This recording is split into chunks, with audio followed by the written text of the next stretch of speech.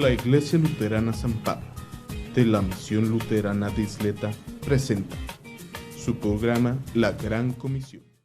Bienvenidos una vez más a esta emisión de este programa que ya ha tenido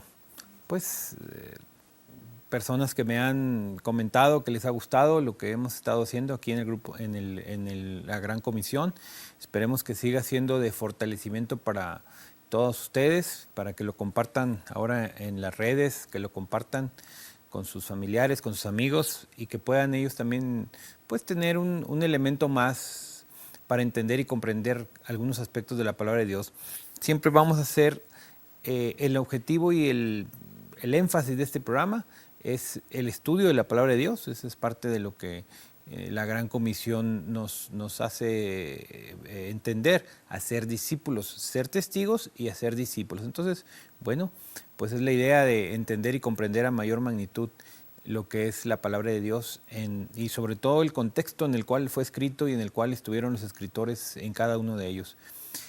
Como siempre, un afectuoso saludo por parte de la Iglesia San Pablo aquí en El Paso, Texas, la Iglesia Luterana San Pablo en El Paso, Texas, que siempre está dispuestos a recibir llamadas para ustedes de peticiones de oración o alguna situación que acongoje a sus familias. De repente tenemos problemas con personas que están en alguna situación delictiva, penal, y que pues requieren oraciones, enfermedades que también requieren de apoyo en oración, etcétera.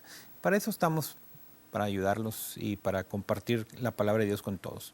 Muy bien, vamos a empezar el tema que vamos a ver hoy, y de hecho va a ser un segmento de varios programas, como pues ya algunos de ustedes ya lo sabrán. Vamos a estudiar la Epístola de los Hebreos, ¿sí? El tema en particular de hoy es una salvación tan grande. Pero bueno, antes de entrar al tema de hoy tenemos que hablar un poquito del libro de Hebreos. Ya en otras ocasiones he hecho algunos comentarios respecto a este libro. Este libro en particular es un libro un poco complicado porque no tiene un autor definido. Hay personas que consideran que de acuerdo a la forma de estructurar todo el mensaje, pues tiene que ser una persona pues de amplio conocimiento y de muy buen manejo del griego sobre todo, ¿me explico? Se tiene como posibles autores, obviamente San Pablo siempre va a estar encabezando listas. San Pablo, uno de sus compañeros de fórmula que fue Apolos, ¿sí?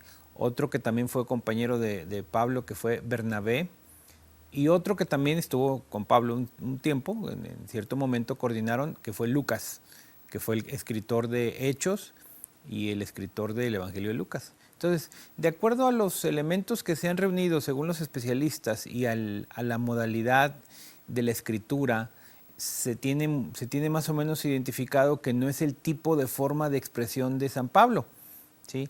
La retórica o la forma de cómo explican las cosas sí es un análisis profundo, muy claro, pero el estilo del griego, el que usaba San Pablo era un estilo, según los especialistas, un estilo, llamémosle comunitario o usual, por llamarlo de esa manera. Y el estilo del griego que se usó en Hebreos era un griego un poco más refinado, por decirlo así, un poco más fino. Por lo tanto, según algunas consideraciones, el escritor del libro de Hebreos es Apolos, ¿sí? Lo cual varias personas estudiosos lo han catalogado como el posible.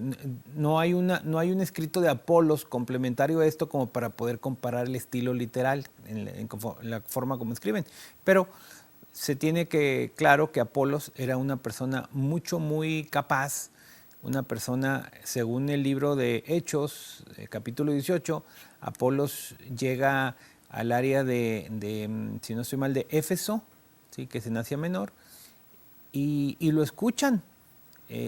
Un matrimonio, Priscila y Aquila, lo escuchan y ven la capacidad que tiene esta persona de poder hablar tan elocuentemente, y defendía y esto y lo otro.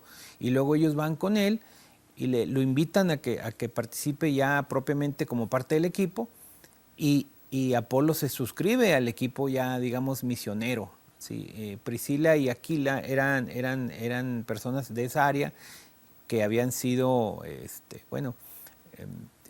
conocidas por San Pablo y eran promotores del Evangelio, por supuesto. Ya después se tiene conocimiento que Apolos cruza el mar y se va al área de Éfeso, de por allá, y ahí se queda un tiempo, en Corinto, perdón, y se queda un rato allá en Corinto. Entonces, hay un pasaje que dice, San Pablo dice, yo sembré, Apolos regó y Dios dio el crecimiento. O sea, haciendo referencia, digámoslo de esa manera, una manera muy básica de decirlo, estaban a la altura los dos.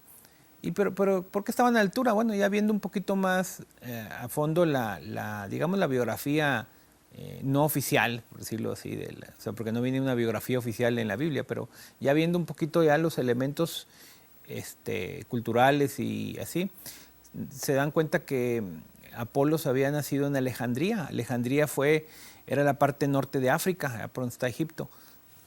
Y en ese sentido era un centro cultural muy, muy avanzado del siglo I. Recordemos que toda esa zona del Mediterráneo fue primero que nada inundada culturalmente por los griegos, ¿sí? Ya después los romanos, pero quedó la cultura griega como parte especial, y Alejandría era uno de los lugares más precisos en ese sentido. En este caso, Apolos fue alumno, al parecer, de un judío filósofo, una cosa muy curiosa, del siglo I que se llamaba Filón. Él era Filón de Alejandría, así pasó la historia. Era una persona muy, muy, muy capaz, y este hombre utilizaba la filosofía griega, sobre todo de la escuela de Platón, ¿sí? Y de los estoicos y ese tipo de escuelas, para entender la Biblia, digámoslo así. Ya estuve yo checando algunos datos de estos estoicos y comulgan en muchas partes con algunas partes de la Biblia. Por ejemplo, ellos se basan mucho en las virtudes, ¿sí? En la virtud de que los bienes materiales no son lo más importante, sino encontrar la felicidad y elementos de eso, ¿sí? Entonces, obviamente, pues parte del Evangelio, una parte importante del Evangelio, el concepto de un desprendimiento de lo material, o de no ponerle mucho énfasis a las cuestiones así materiales de que yo tengo mucho dinero, no, sino compartirlo con tus compañeros, con tus amigos, con tus hermanos. Entonces, creo que Filón tenía esta línea de pensamiento, y esa fue la razón por la que más o menos estructuró una escuela de pensamiento, por supuesto, y al parecer Apolos fue parte de esta escuela. Si no fue discípulo directo de Filón, pues sí tuvo la influencia. Filón, para más o menos ubicarlo, muere en el año 45 después de Cristo. O sea, fue contemporáneo de San Pablo, de Apolos, de Cristo. O sea, de alguna manera fue alguien que tuvo influencia en ese sentido. Entonces, bueno, todo esto se lo digo para que entendamos el libro de Hebreos, porque es un libro escrito con una profundidad muy fuerte, y tenemos que tener en claro que lo que está escrito en el libro de Hebreos es palabra de Dios, y tiene, para mi gusto, tiene dos de los textos más hermosos y bonitos del Nuevo Testamento. O sea, de las epístolas tiene dos de los textos esos fuertísimos que sacamos, cada rato los sacamos. Uno es relacionado a la fe, ¿sí? Y el otro es relacionado a la palabra de Dios. Ya los iremos viendo en el transcurso de los programas, pero son dos textos que bárbaro. O sea, hay que grabárselos en el corazón totalmente. Muy bien, pues vamos a pasar directamente ya a la parte de que nos toca en este caso, de una salvación tan grande, le puse yo como tema. Vamos a ver Hebreos capítulo 2, ¿sí? Que donde empieza el autor de Hebreos. Vamos a referirnos siempre como el autor, no vamos a meternos mucho en que si fue Apolos o fue alguien, no, simplemente el autor. Sabemos que el autor intelectual es Dios, y Dios utiliza un instrumento que tiene un nombre y apellido, pero aquí lo de menos es eso. De hecho, en otros tiempos, algunos comentaristas, entre ellos estudiosos como Martín Lutero, el reformador principal, decía, es que hay situaciones que no entendemos sobre el autor, dice, pero lo que está escrito está muy bien escrito, está con base sólida, de acuerdo al Antiguo Testamento. Entonces dice, no hay ningún problema. Bueno, pues entonces empezamos. Hebreos capítulo 2 dice, por tanto, versículo 1, capítulo 2, dice, por tanto, es necesario que prestemos más atención a lo que hemos oído, no sea que nos extraviemos. ¿Sí?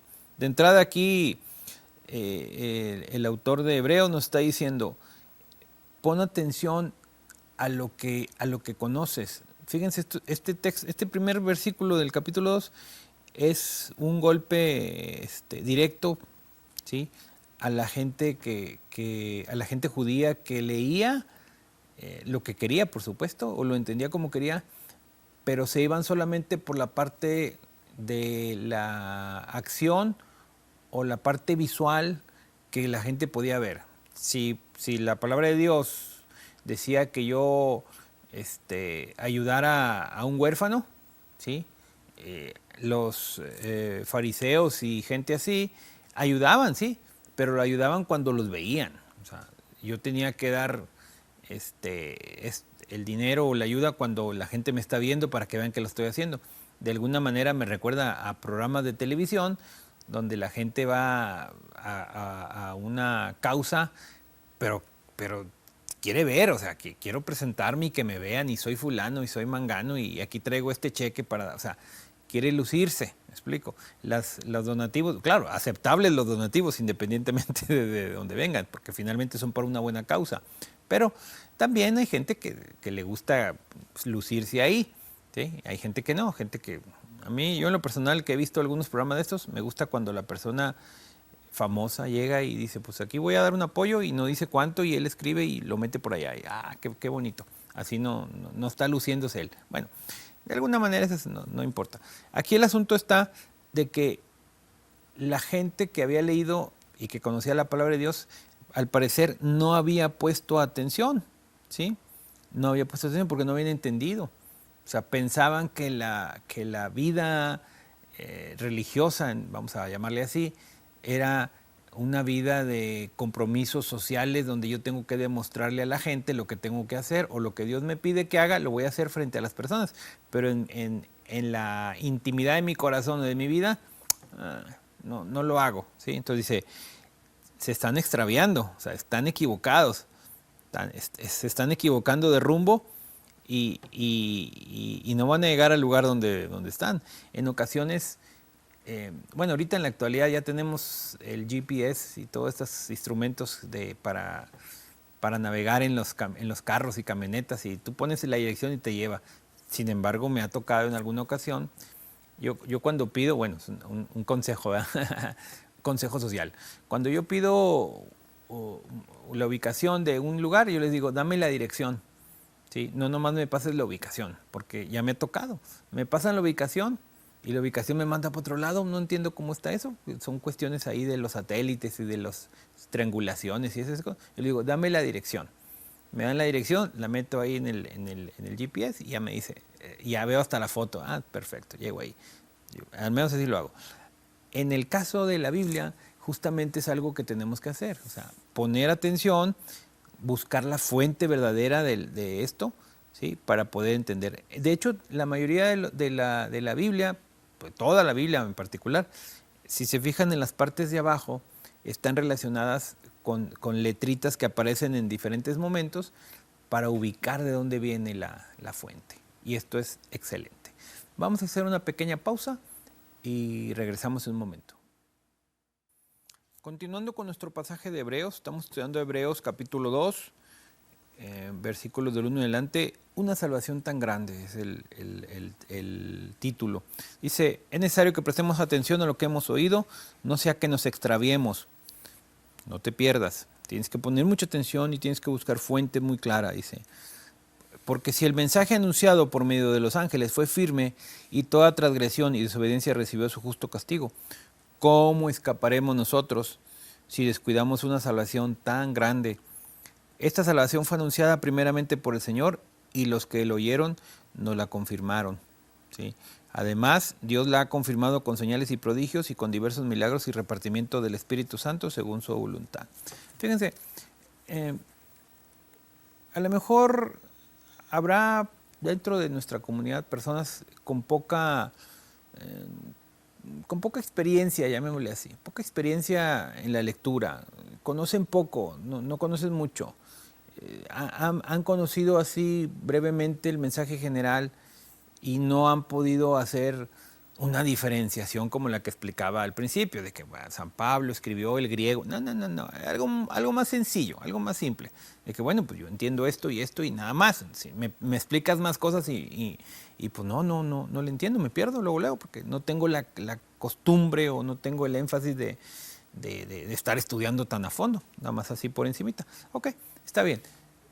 Tenemos que entender que el mensaje del Señor fue promovido, fue explicado de diferentes fuentes, incluyendo el mismo Dios, mediante sus profetas. ¿Sí? Inclusive en algunos pasajes del Antiguo Testamento, hasta los mismos ángeles venían a dar alguna acción aquí. Entonces, todo eso es algo que ha ido sucediendo a través de los siglos. Es Dios estableciendo comunicación directa con los humanos para que puedan los humanos saber exactamente de qué o cómo o las cosas así. Yo quisiera de alguna manera compararlo, por decirlo así, para entendimiento nada más. Por decir, las constituciones de los países tienen pues obviamente se llama una constitución política, donde viene es la Carta Magna, la Carta Grande, donde vienen todas las leyes generales del país. Y luego de ahí se desprenden una serie de reglamentos diferentes, reglamentos de las distintas áreas de gobierno e inclusive algunas organizaciones no gubernamentales, pero que también son importantes que sigan la ley. En este caso, por ejemplo, un sindicato o una unión, como le llaman acá en Estados Unidos. O sea, ellos también tienen que respetar las leyes. O sea, ellos no van a poder decir, en este trabajo todos están obligados a trabajar tantas horas. Si la Constitución dice que el trabajador solamente puede trabajar máximo tantas horas, ellos no pueden salir con que aquí en mi organización tienen que trabajar. No pueden ir en contra de la Carta Magna, me explico. Y si el caso lo ameritara, tienen que darles un dinero extra para trabajar extra, etcétera. Entonces, la palabra de Dios es una Carta Magna, ¿sí? Es una Carta Magna. Cada libro de la palabra de Dios está escrito en un momento determinado, por condiciones determinadas, y están hablando de situaciones que enfatizan ciertos elementos para las personas que estaban al momento y para nosotros.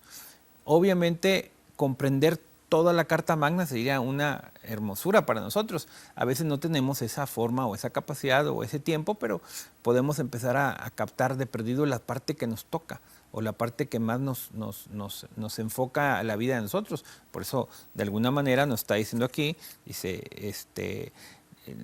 esta salvación fue anunciada por el Señor y los que la oyeron, la confirmaron y la dejaron por escrito. Dice, además, ha confirmado mediante señales y prodigios y diversos milagros todo lo que Dios quiere que tú sepas, ¿sí? Yo siempre he tratado de explicar esto. Todos quisiéramos, por supuesto, que Dios me hablara a mí así directo en un sueño y, oye, fulanito, necesito que hagas esto mañana. Estaría excelente, pero les voy a decir una cosa y no me van a dejar mentir algunos que han conocido a grandes personas, casi profetas, ¿sí? Pues si yo digo que Dios me habló y me dijo que hiciera esto y esto y esto, y hay gente que piensa que sí es cierto y piensa que yo estoy diciendo la verdad, empiezan a pensar, wow, o sea, qué bárbaro, o sea, si Dios le habla al pastor para decirle que haga y lleve y traiga, wow, pues el pastor, para empezar, el pastor es una persona entregadísima al servicio, finísima, y pues tiene contacto directo con el jefe, entonces pues vamos a seguir al pastor. No. Aquí no se trata de seguir personas, por más buenas que sean, bonitas, inteligentes, estudiadas. Aquí no se trata de seguir personas, ni pastores, ni pastoras, ni nada. Se trata de seguir la palabra de Dios. Y la instrucción ya está clara en la palabra de Dios. Sí, yo sé perfectamente. Dios nos va a dar diferentes tipos de información en algún momento determinado, si así lo considera, en una visión, en un sueño, en una oración, lo que tú quieras, sí. Pero la principal manera de entender el plan de Dios es mediante su palabra. Por eso es que el estudio de la palabra de Dios es la parte circunstancial. Es más, si tú eres una persona que considera que recibes visiones de parte de Dios, con más razón estudia la palabra de Dios, para que no te confundas y no te extravíes pensando que si Dios te habló y te dijo quién sabe qué, y tú no tienes la carta magna para diferenciar si es verdad o no es verdad, ¿sí? Fíjense que ha habido, y varios de ustedes lo han de conocer, ha habido situaciones de falsos profetas que han inundado algunos lugares y han convencido a personas hasta de llevar armas o portar armas y elaborar un movimiento de resistencia, de sepa Dios, en el nombre del Señor y cosas de ese tipo. O sea, hay varias, desafortunadamente hay varias experiencias de esas donde la gente cree que esa persona tiene un contacto directo con Dios porque es no sé qué cosa y no se fijan en lo que está diciendo la Carta Magna. Es exactamente lo mismo que estoy diciendo. Si en sindicato, en la unión de trabajadores, dice que los trabajadores tienen que trabajar 12 horas con el pago mínimo, oye, la Constitución va a decir, no, el trabajador nada más puede trabajar tantas horas y si trabaja más tiene que ser a precio especial. Y la Constitución la Carta Magna nulifica cualquier reglamento. Así de simple. Esa es la idea. Entonces, la Biblia nulifica cualquier cosa que cualquier persona diga. Dice, ¿cómo vamos a escapar nosotros si descuidamos una salvación tan grande? La salvación está explicada en la palabra de Dios. Y bueno, a través de los programas que siguen, vamos a ver cómo el autor de Hebreos lo maneja. Dice, Dios no puso el mundo venidero del cual estamos hablando bajo la autoridad de los ángeles, como alguien testificó en cierto lugar. ¿Qué es el hombre para que te acuerdes de él? O el hijo del hombre para que lo tengas en cuenta. Lo hiciste un poco menor que los ángeles, lo coronaste de gloria y de honra, y lo pusiste sobre las obras de tus manos. Dice, todo lo sujetaste debajo de sus pies. Es decir, Dios es el supremo de supremos, ¿sí? Dice, así que si Dios puso todas las cosas debajo de sus pies, entonces no dejó nada que no esté sujeto a él. Sin embargo, todavía no vemos que todas las cosas le estén sujetas. Lo que sí vemos es que Jesús, que fue hecho un poco menor que los ángeles como hombre, ¿sí?, está coronado de gloria y de honra a causa de la muerte que sufrió. Dios en su bondad quiso que Jesús experimentara la muerte para el bien de todos. Aquí empieza a explicar algo que vamos a ir viendo despacio. O sea, Cristo es Dios, se despojó a sí mismo, como dice San Pablo, se hizo como un ser humano para venir a cumplir lo que un ser humano debía cumplir. Como lo cumplió perfectamente, Dios lo tomó en cuenta todo eso, dice. Dice, porque convenía que Dios, por quien todas las cosas existen y subsisten, perfeccionara mediante el sufrimiento al autor de la salvación de ellos, a fin de llevar muchos hijos a la gloria. O sea, Cristo es el mismo autor de la salvación, porque Él como humano, bajado del cielo en forma humana, Él vino a cumplir y a decir, sí se puede hacer esto, yo lo voy a hacer, porque estoy entregado en mi mente y corazón a Dios, voy a seguir su instrucción hasta la muerte. Lo hizo y con eso nos salvó a nosotros. Dice, porque el mismo origen tiene el que él santifica y los que son santificados. Por eso no se avergüenza de llamarlos hermanos. Cuando dice, anunciaré tu nombre a mis hermanos y en medio de la congregación te alabaré. Y en otra parte yo confiaré en él y una vez más, aquí estoy con los hijos que Dios me dio. Así como los hijos eran de carne y hueso, también él era de carne y hueso, para que por medio de la muerte destruyera el que tenía el dominio sobre la muerte, es decir, el diablo. Y de esa manera librara a todos los que por temor a la muerte toda su vida habían estado sometidos a la esclavitud, ¿sí? Dice, ciertamente Él no vino para ayudar a los ángeles, sino a los descendientes de Abraham. Entonces, Cristo vino a liberarnos de la muerte, ¿sí? Vino a liberarnos de la muerte, esa es su función. Vino Él a sacrificarse para liberarnos a nosotros. Y sigue diciendo el 17, por eso le era necesario ser semejante a sus hermanos en todo, para que llegara a ser un sumo sacerdote. Esta palabra sumo sacerdote la vamos a ir explicando en programas posteriores. Dice, misericordioso y fiel en lo que a Dios se refiere y expiara los pecados del pueblo, puesto que Él mismo sufrió la tentación, es poderoso para ayudar a los que son tentados. Esta primera parte de Hebreos está muy bonita, ya nos va entrando al tema. Uno de los grandes temas de Hebreos es Cristo como el sumo sacerdote, el que viene a interceder realmente por nosotros ante Dios y todo ese tipo de situación. Pero es un sacerdote rey que se hizo hombre, que vivió como un ser humano, cumplió con toda la disposición de Dios y él mismo ofreció un sacrificio a Dios, que fue él mismo, para beneficio de todos. El autor de Hebreos nos habla de algo tremendamente complejo, pero lo pone en una situación muy fácil para que entendamos y que no nos extraviemos, para que entendamos claramente que nuestro verdadero mediador entre Dios y nosotros es Cristo. O sea, no hay ninguna otra figura que sea mediadora. Si vamos a pedirle a Dios, es mediante Cristo. Eso es lo que nos deja claro Hebreos. Vamos a seguir en los siguientes programas con esto. Que tengan las bendiciones del Señor.